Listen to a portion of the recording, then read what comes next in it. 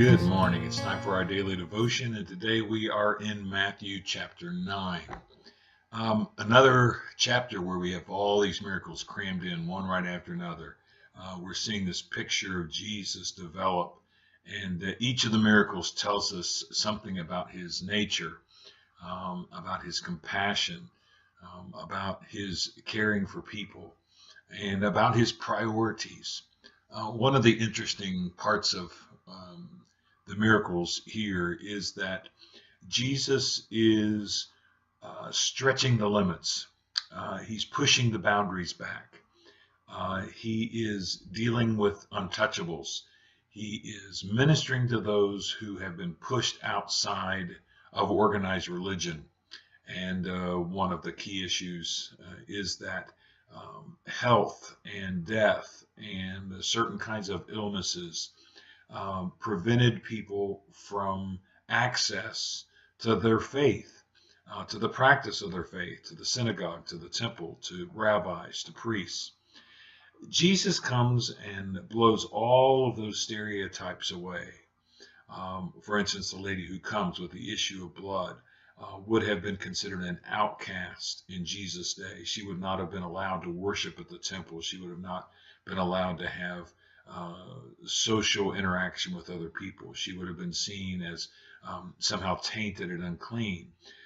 She would have constantly be going through a purification process of dealing with the spiritual aspect of her physical problem. But one of the phrases that I love in this particular chapter is found right in the middle of the chapter. And it says, while he was saying these things to them, behold, there came a synagogue official and bowed down before him, saying, my daughter has just died, but come and lay your hand on her, and she will live. Now, let me tell you why that's significant. For a couple of reasons. One, the man who comes as a synagogue official, he knows the law, he knows the rules, he knows what rabbis are allowed to do and what they're not allowed to do. And one of the things that they are absolutely forbidden to do is to touch a dead body. A rabbi who touches a dead body is going to be seen as unclean himself for a certain period of time. He's going to have to go through a purification process. They avoided touching dead bodies. This synagogue official comes to Jesus. Perhaps he's seen him do miracles before and seen him lay hands on someone before. Perhaps he's seen a miracle where Jesus actually touched a dead person, raised him from the dead.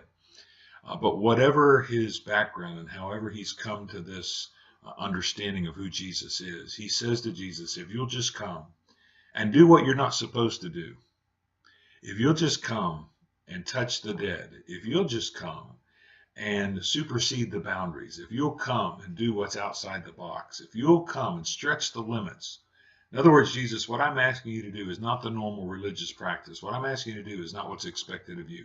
What I'm asking you to do is not what people may be looking for. What I'm asking you to do is outside the realm of possibility for most rabbis. What I'm asking you to do is come and touch my dead daughter and raise her back to life.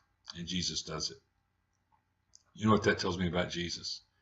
Jesus isn't nearly so concerned about the rules and the regulations and the propriety and the religiosity and doing things as people expect them to be done, as he is accomplishing the purpose and the plan of his Father in heaven and bringing heaven to earth.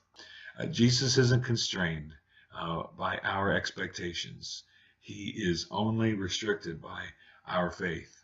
And here's a man who had the faith to believe outside of the restrictions.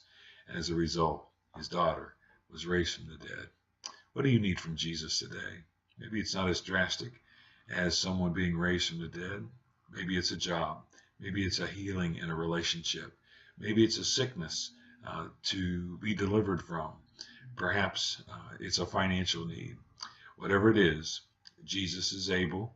Jesus is willing. Jesus is compassionate. Jesus is comprehensive in his ability to do it.